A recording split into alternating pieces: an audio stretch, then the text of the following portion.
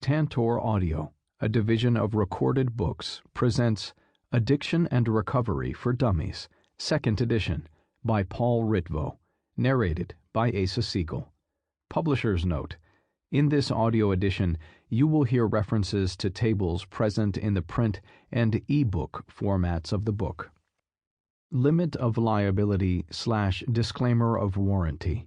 While the publisher and authors have used their best efforts in preparing this work, they make no representations or warranties with respect to the accuracy or completeness of the contents of this work, and specifically disclaim all warranties, including, without limitation, any implied warranties of merchantability or fitness for a particular purpose. No warranty may be created or extended by sales representatives, written sales materials, or promotional statements for this work.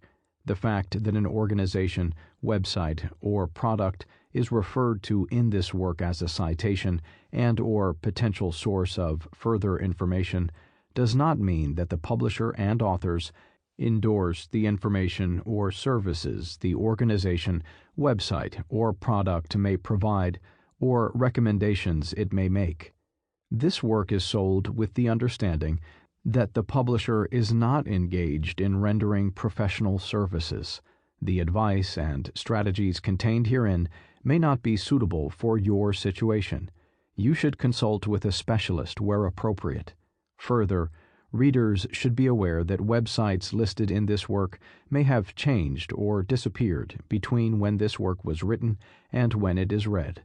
Neither the publisher nor authors shall be liable for any loss of profit or any other commercial damages, including but not limited to special, incidental, consequential, or other damages.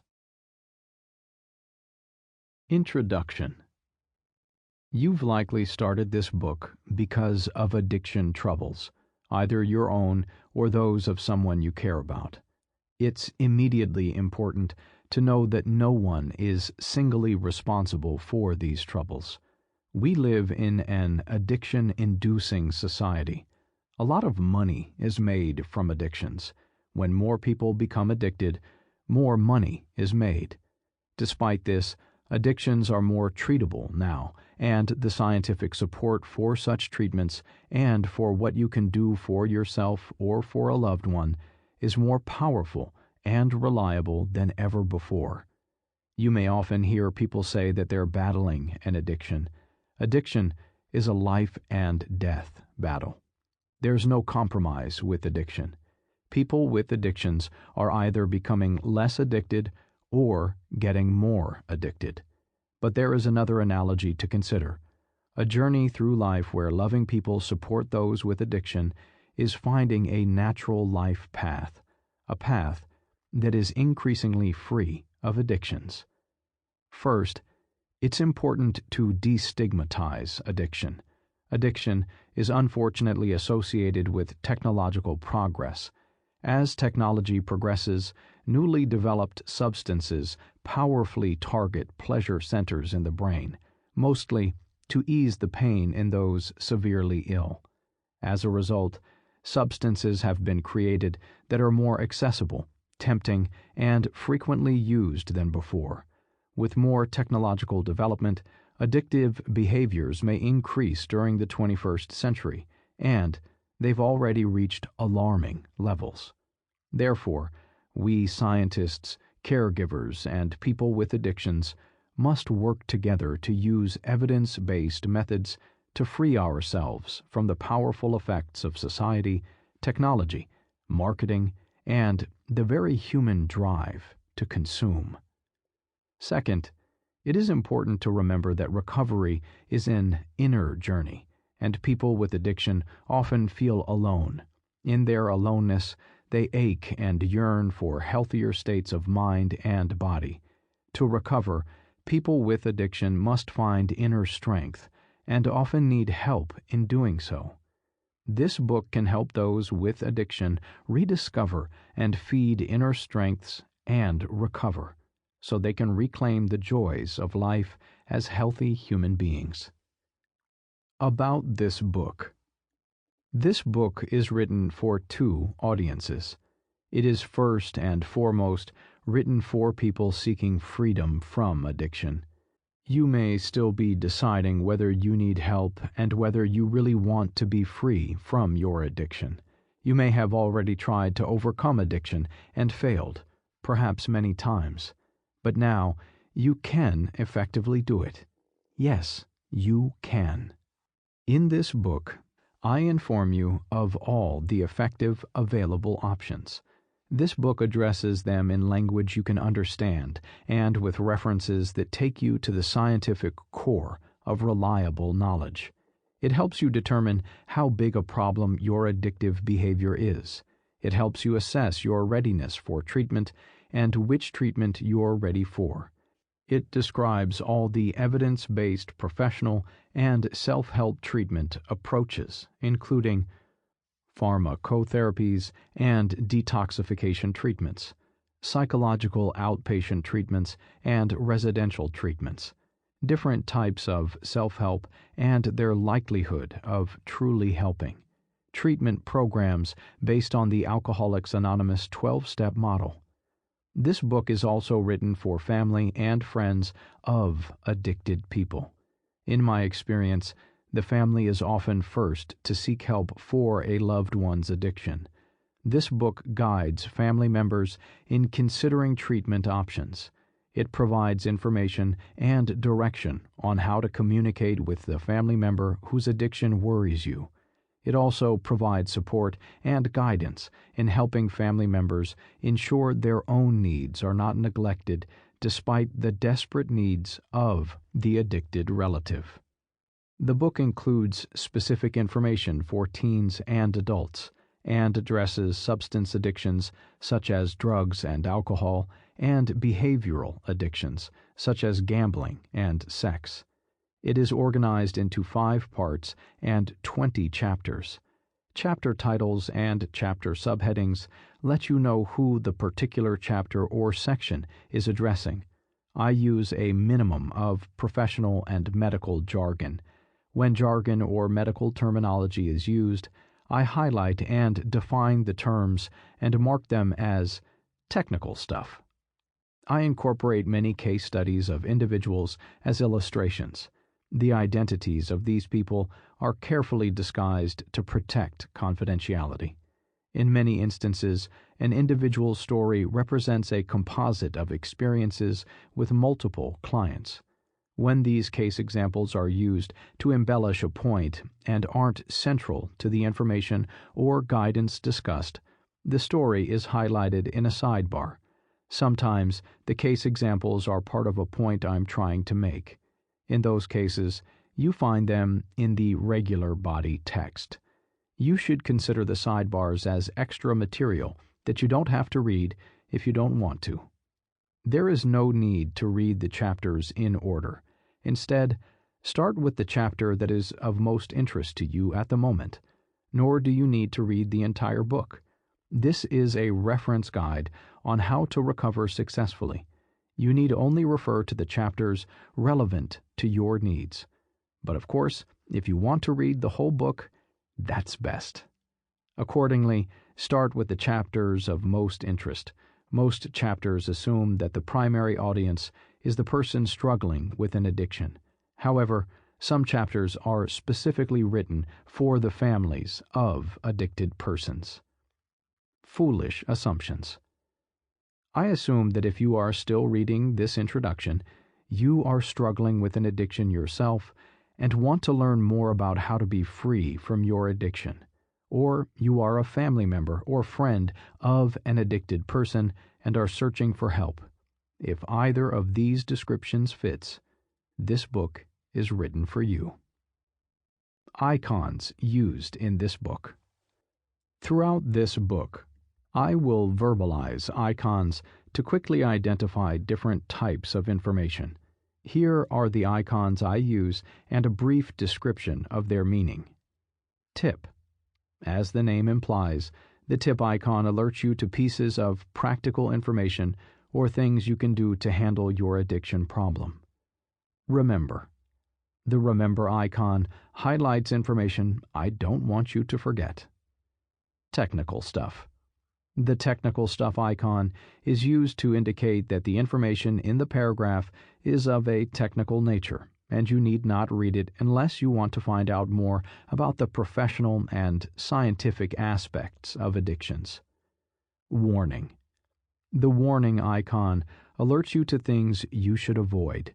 It is also used to highlight cautionary points about addictions. Case study. This icon highlights case studies of individuals experiencing addiction, either themselves or when helping a loved one. These case studies are often set as sidebars to the main text. Beyond the book. For some helpful information about how to recognize addiction in yourself or a loved one, and some practical approaches to treatment and recovery, check out the cheat sheet for this book by visiting dummies.com and entering the book's title in the search field. Where to go from here. You are not alone in what you're confronting. A lot of people are facing the same problems right now. You don't deserve to be stigmatized in any way. We are currently experiencing a pandemic of addiction. Whether you accept one or another of the evidence-based theories about why this is true, your main concern is, and should be, to get healthier and less inclined to sip, inject, smoke, and otherwise ingest poison. That is much easier said than done. My writing of this book humbly reflects the gap between being informed and doing what you know is right.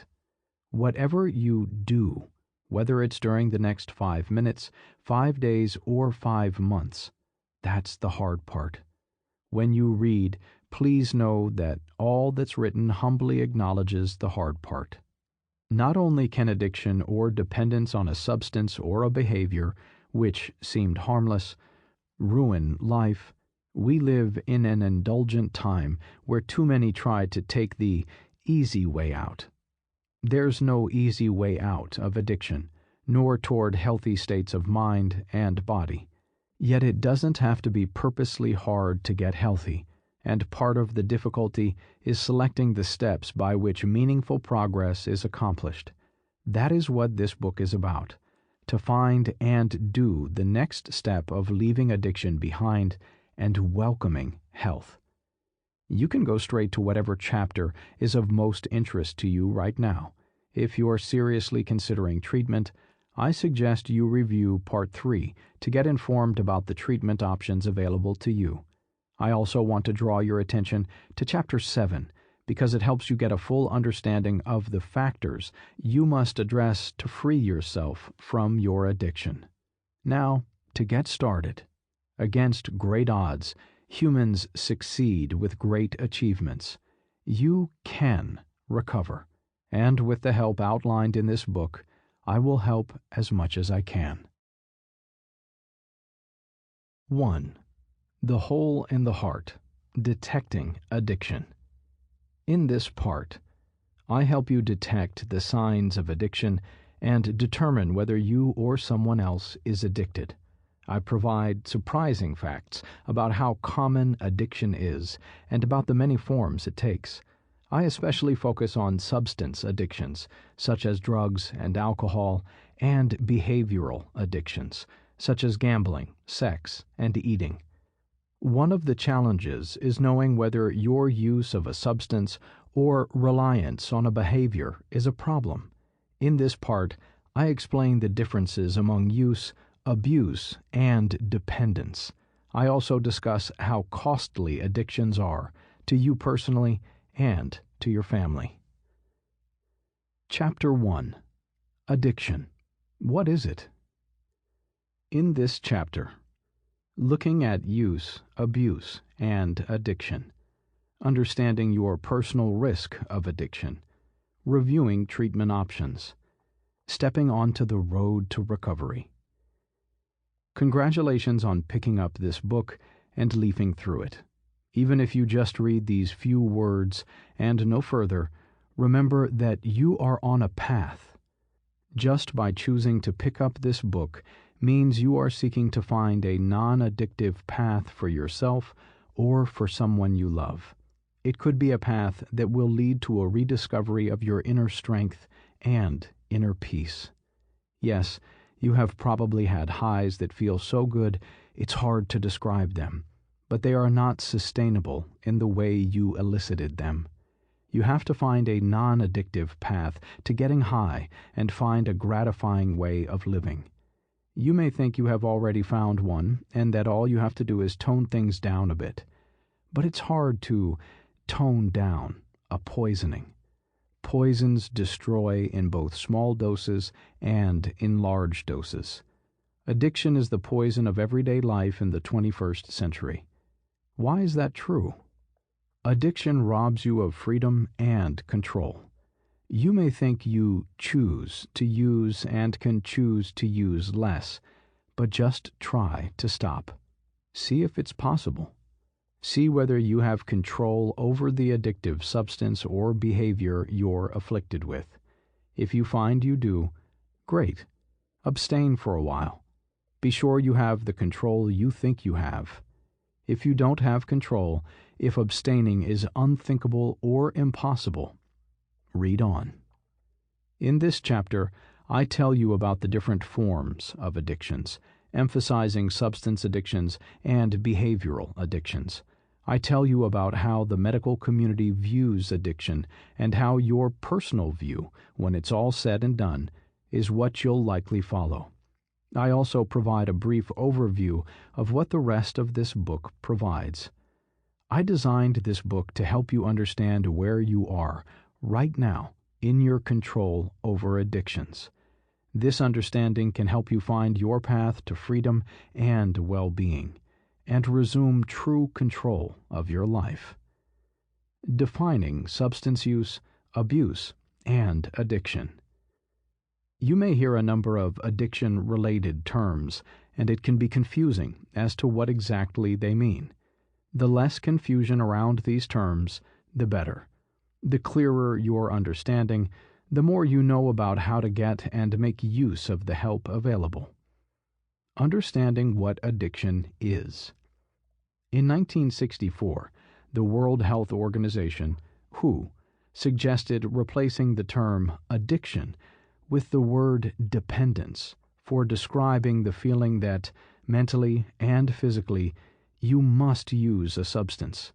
Your brain and body yearn for it. Remember, in this book, addiction refers to a combined mental-physical dependence where you're irresistibly compelled to use a substance or behave a certain way.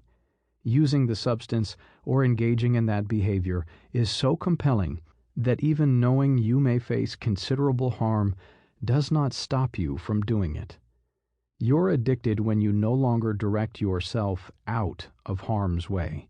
You're addicted when you use substances or engage in behaviors that put you in harm's way. Simply put, addiction causes a fundamental change in your brain, a change that scientists and clinicians are trying hard to understand. But even though this change is mysterious and powerful, when it occurs, certain urges become irresistible. You become so compelled that nothing else matters. It doesn't matter how smart you are, how accomplished, or how physically strong. It's well proven that addiction can happen to virtually anyone. Mental dependence. Mental dependence refers to associations that develop in your mind between events, called triggers, and emotional and physical urges to use the substance or do the behavior. The triggers are memory traces that are, in turn, set off by other stimuli. They exert a powerful influence on behavior. Moreover, they're not just in your mind. Through a series of chain reactions, they induce biochemical changes throughout the body. What is the difference between mental and physical dependence when both cause fundamental chemical changes? The main difference is that the chemical changes brought on by mental dependence are due to mental associations. Simply put, just thinking about getting high changes your chemistry and affects your whole body biochemically so that physical excitement is felt and is compelling. Physical dependence. Physical dependence, on the other hand, doesn't require any thinking at all. It's simply related to the physical addictive effects on multiple brain chemicals called neurotransmitters. The brain adjusts and tries to tolerate the drug. Then you don't feel normal or good unless you take the substance. Physical dependence describes your brain's physical adaptation. As explained in Chapter 10, you can detoxify your brain, get rid of poisonous chemicals. You can clear out a physical dependence relatively quickly, several days. However, your mental dependence can last a lifetime. Much of this book is about reducing mental dependence. My goal is to help you direct yourself away from the disaster and cause the mental imprint to fade. If you are successful, the imprint fades so completely that you may wonder why you didn't start a new and better life sooner. For more of the differences between mental and physical dependence, see Chapter 5. The difference between abuse and dependence. The difference between abuse and dependence is a matter of time and degree. Essentially, dependence is associated with tolerance, you need more and more substance to feel the same high, and withdrawal symptoms. You experience substance-specific withdrawal symptoms when you stop using. And abuse is associated with a single or continued substance use despite harmful health, social, and financial consequences. The medical criteria for substance dependence and substance abuse are summarized in the following sections. Medical criteria for substance dependence. From the medical perspective, dependence is defined as experiencing at least 3 of the following criteria within a 12-month period. You experience tolerance to the substance, which is defined as a need for markedly increased amounts to achieve the desired effect, or there's a markedly diminished effect with continued use of the same amount. You experience withdrawal, as evidenced by a withdrawal syndrome for the substance or when medications prescribed to relieve withdrawal symptoms are discontinued. You've taken the substance in larger amounts or over a longer duration than initially intended. You've made unsuccessful attempts to cut down or control substance use. A great deal of time and activities is spent obtaining the substance, preoccupation with how and when you will get your next fix. You neglect or abandon important social, occupational, or recreational activities because of use. Your substance use continues despite knowledge that there are persistent or recurrent problems related to your use. Medical criteria for substance abuse. The medical definition of abuse is experiencing one or more of the following criteria within a 12-month period. Your recurrent use of the substance results in a failure to fulfill major role obligations at work, home, or school. You use the substance in situations where it's physically hazardous, for instance, while driving a car. You have recurrent substance-related legal problems. You continue to use the substance despite persistent or recurrent social or interpersonal problems caused or worsened by use, for instance, arguments with your spouse about the consequences of your use. Non-substance or behavioral addictions. Non-substance or behavioral addictions are behaviors you engage in that meet many of the same criteria as substance addictions. The behaviors dominate your life. You feel compelled to do them. Examples are pathological gambling and sex addiction. When the medical criteria outlined in the preceding 2 sections are applied to behavioral addictions, the definitions become less clear. You can readily see how a behavioral addiction meets criteria for abuse, such as pathological gambling. But the dependence criteria don't apply as readily with addictions like workaholism, overeating, and excessive sex. Still, tolerance builds up with behavioral addictions. You need to do more and more of the activity or engage in more and more risk in relation to the activity to get the same high. For more on behavioral addictions, see Chapter 3. Your personal definition of addiction. Regardless of all criteria, you know if you have a substance or behavioral addiction.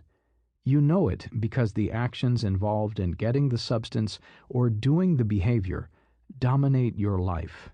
You may not want to reveal what you know to anyone else, but it's difficult or impossible to hide it from yourself. Sometimes the line between heavy use and abuse or dependence gets fuzzy. The case examples of Joe and Mark in the following sections may help you find more clarity about yourself. Case study. Is Joe abusing marijuana? Joe smoked marijuana every day. His first joint was in the morning. Smoking was his way of approaching the day in a mellow frame of mind. Joe was in his 3rd year of college. He'd started smoking marijuana at the end of his sophomore year. He enjoyed college and felt in no hurry to finish, partly because he was still uncertain about what he wanted to do after college. At least, this is how he rationalized taking half the course load he should have been taking in his 3rd year. At this rate, it would take him twice the normal time to complete college. Joe supplemented his income from a student loan by working as an assistant in the college library on Saturdays and Sundays. He tried getting other jobs, but found that the hours of work conflicted too much with his recreation time. Other than paying for a steady supply of marijuana, he figured he had few financial needs. The student loan paid for tuition and rent. He even had money left over to sustain a pretty simple diet of bread, peanut butter, jam, and an occasional hamburger. The money he made at his part-time job on the weekends financed his drug habit. Joe was a bit of a loner. He only had a few friends to get together with on Saturday nights. They often went to a bar to play pool and drink beer, and, of course, smoke a joint or 2. During the weekday evenings, Joe kept to himself. He rented a room in a house near campus. The other rooms were also rented out to students, but Joe didn't socialize with roommates. What he most liked to do in the evenings was smoke marijuana and listen to music. He rarely got to bed before 2 a.m. Is Joe abusing marijuana? Case study. Is Mark abusing marijuana? Mark's situation was very similar to Joe's. Like Joe, Mark smoked marijuana daily, and Mark was also at college. However, unlike Joe, Mark was very outgoing and sociable. He started smoking marijuana at parties. He met his girlfriend at one party. He and his friends usually socialized as a group, sometimes partying at the local dance club, and sometimes getting together at fraternity houses. Mark lived at home, so he seldom had the opportunity to host these parties himself. He worked on the weekends, but because his living expenses were low, he could use most of his earnings to buy marijuana. By his 3rd year, smoking marijuana had become a daily habit. Mark's room was in the basement of his parents' house, and so he could sometimes smoke at home without being detected. However, most of the time he had a few joints in the evenings when he went out with his buddies. His girlfriend sometimes joined in, but increasingly she complained that she was tired of the parties. They had been fighting a lot lately because she wanted them to branch out and do a variety of activities. Mark didn't want to fight, but he also didn't want to cut back on seeing his buddies and smoking marijuana. Mark started to experience problems at college in his third year. He rarely got home before 1 a.m., so getting up in the morning became a big problem. He couldn't keep up with a full course load and dropped 2 classes. Sample complete. Ready to continue?